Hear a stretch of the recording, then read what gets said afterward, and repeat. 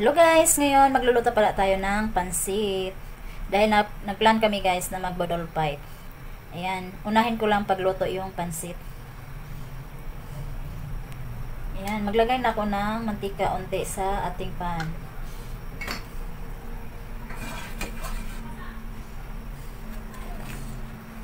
Tapos ngayon isunod ko yung sibuyas.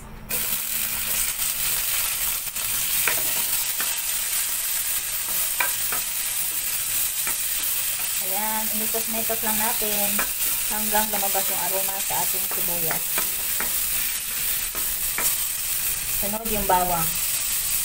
Ganyan talaga ako mag-isa guys. Nauna yung sibuyas. Pero yung iba naman, nauna yung bawang. Nasa inyo pa rin yun kung ano yung uunahin nyo paglagay. Tapos maglagay ako ng bell pepper.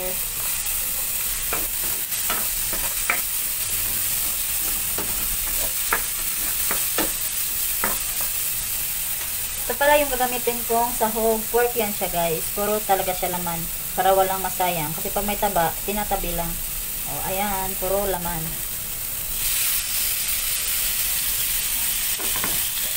Ayan. Hila-hilain lang din natin. Hindi dumipit ka sa kawali.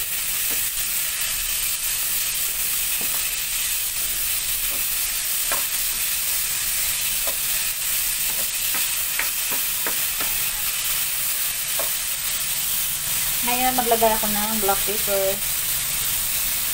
Lagay lang din natin tayo ng kaunting soy sauce. Maglagay tayo ng kaunting tubig para maluto yung pork. Kasi alam niyo naman, pag pork medyo matigas. Hindi kagaya sa manok.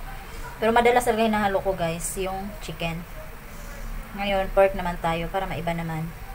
Ayan guys, tinakpan ko lang muna yung ating niluto para maluto yung pork. Ngayon guys, ilagay ko na yung mga gulay na ilalagay ko. Beans, cabbage, at saka carrots. Pagsama-samahin na lang natin to guys. Ayan, ilalagay ko na lahat guys.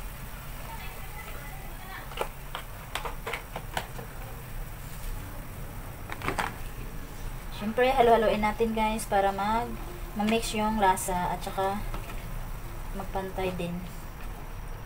Siyempre, maglagay lang tayong pang palasa ulit. Kunti lang naman. Ayan, kunti lang talaga kasi wala na pala guys. Siyempre, halo-haloin lang natin guys. Ayan, masarap na yung pansit natin. Maraming gulay.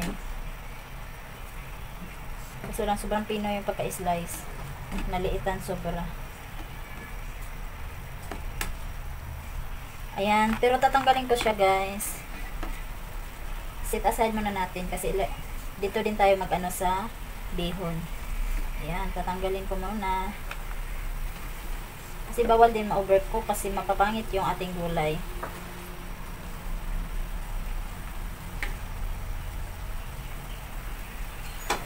Ayan, mag-add pala ako ng tubig guys. Ngayon guys, mag-add tayo ng 4 cubes. At saka naglalagay pala ako ng asukal sa ating pansit. Kayo din ba guys? Ganun din ba kayo? Diba kakaiba yung pansit natin? May asukal.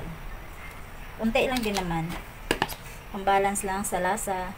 Yan guys, halaluin ko lang yung ating niluluto para ma-mix yung at saka matunaw yung 4 cubes na nilagay natin. Titikman ko guys kung tama na ba yung lasa niya. Yan, masarap na siya. Sabaw pa lang. Ulam na. Antayin lang natin kumulo siya, saka natin ilagay yung bihon. Ayan guys, kumulo na pala. Ilagay ko na yung bihon natin. Ganito din ba kayo guys? Maglalagay din kayo ng soy sauce sa bihon nyo. Kami nilalagyan na namin ng soy sauce bago namin ilagay dito. Kaya ganyan na yung hitsura niya guys. Pamadalian to na way pag nagluto ng pansit. Ayan, binalaglag na. Binababad na muna namin sa tubig yung bihon. Tapos nilalagyan ng soy sauce. Para madali na lang maluto yung bihon. Tsaka may kulay na mapantay yung kulay sa bihon. Ayan guys, tinakpan ko lang guys kasi marami siyang tubig para mag-absorb sa bihon. Ayan guys, binuksan ko ulit. Kasi titingnan natin kung konti na lang yung tubig. Saka natin i-add yung gulay. Ayan, umunti na yung tubig. Nadamihan po ata paglagay.